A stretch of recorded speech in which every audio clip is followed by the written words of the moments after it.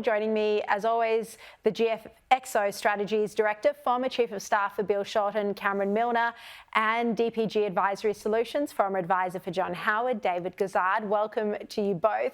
Well, Cameron, you've made the news this week big time, and I want to start with your piece in the News Corp papers today about the Prime Minister's inability to lead. I mean, you say under pressure, I'd say to lead full stop, but you actually compare his frazzled response about the negative gearing saga to how Jim Chalmers responded. And you write that Albanese is infamously never across the detail, while his treasurer is never caught out on the detail. And you say the only time Chalmers looks the least bit ruffled is when he's having to take the hits for his hapless leader.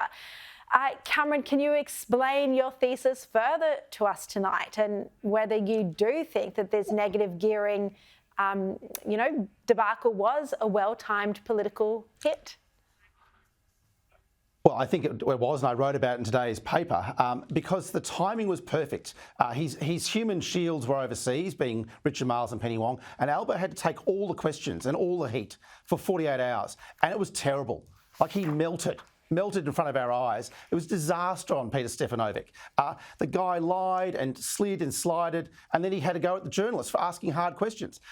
No, he was terrible last week, whereas by contrast, Jim Chalmers was in China doing a deal to save our economy. He was in China raising serious issues about the Chinese military, engaging it with our RAF jets, putting an ICBM missile across the Pacific. He was doing what leaders do, Shari, and showing up the Prime Minister by absolute contrast. So while Chalmers delivered, Albanese dithered.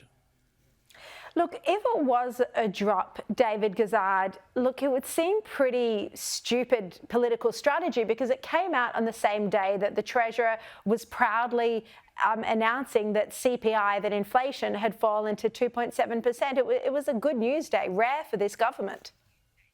Yeah, although I wouldn't see inflation as a particularly good story for this government. The RBA has contradicted the government on that, and interest rates are staying high.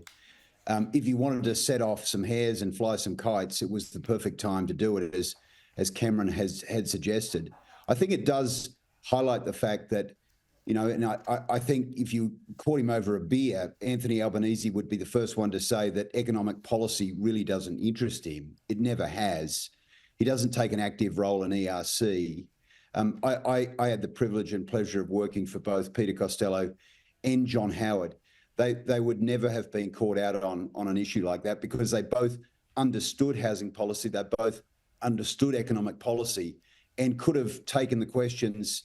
And I don't think either of them would have been crazy enough to take on a policy that affects 30% of all homeowners in the first place. But Anthony Albanese did look very uncomfortable dealing with it.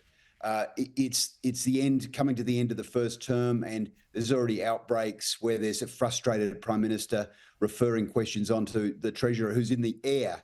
So demanding that people ask Jim Chalmers the tough questions, which he obviously struggled with. Cameron, you clearly, and you've spoken about it on the show, you don't think the Prime Minister's up to the job. I don't either. But do you think there is a growing sense within Labor that perhaps someone else could do a better job, and that they might need to consider someone else ahead of the next election? Well, I think Albanese has given his very best. He's just not good enough. That's all. His very best is actually not good enough for Labor Party or to lead us to a majority again. This bloke is going to struggle to govern with the Greens and the Teals. That's his plan to remain PM. So Labor's got a desperate situation here. The best that Albo can do is minority government, and a disaster as well. The best he can do is fumble his way through lines and lie to voters in the middle of a non-campaign week, let alone what the campaign would be like. So Labor is desperately frustrated and worried that this guy's just not up to the job. And you've got people like Jim Chalmers who are on the job all the time, who are capable. And so it's not like Labor hasn't got options. And Chalmers, I think, is the most obvious choice for Labor. And can I say, Shari, it only requires caucus to vote 50+1, set aside the Rudd rules and vote a new system in for choosing the next Prime Minister of Australia. So it's a very simple thing for Labor caucus to do. Yeah, well, we'll keep reporting on this and following it. Now, I want to go to an exclusive I've got tonight. I played you parts of Benjamin Netanyahu's powerful speech at the United Nations earlier. Well, I can reveal that Foreign Minister Penny Wong didn't bother to sit in for that address.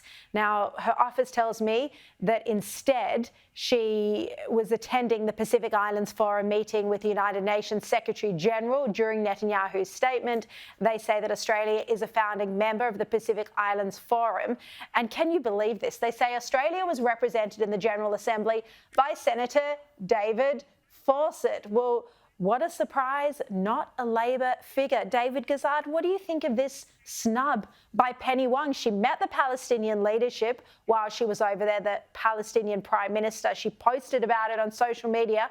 Can't even sit to listen to what Netanyahu had to say when she's constantly criticising Israel.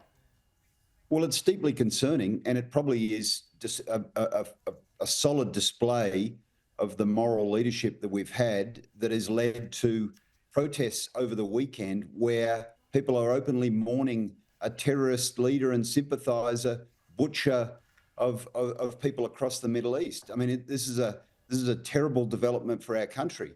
I would have thought that the conflagration, if you can call it that, in the Middle East, it's more serious than that, would so overwhelm anything that was happening in the Pacific Islands that our foreign minister would feel duty bound to be there.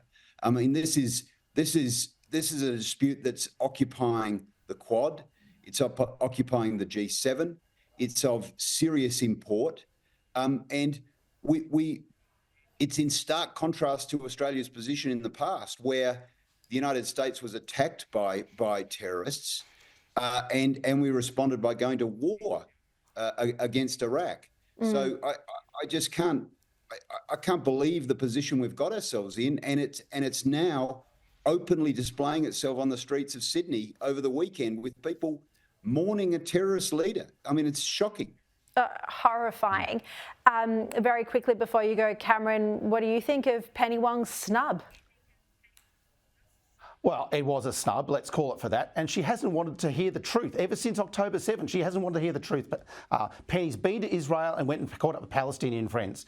She proselytised on Palestine 2 days before Netanyahu and the UN. So she should have stayed and listened. She should have actually learned why Israel needs self-defence, why Israel is actually fighting terrorism, while back in Australia we're giving succour to terrorists in Australia with, as you quite rightly say, absolutely disgusting displays of support for Hezbollah and Hamas previously in Australia. And that's happening on Penny Wong's watch. So what an awful snub and what a disgrace. Yeah, indeed. And that the only member of the Australian delegation, according to her, the statement from her office, was a Liberal backbencher. Just appalling.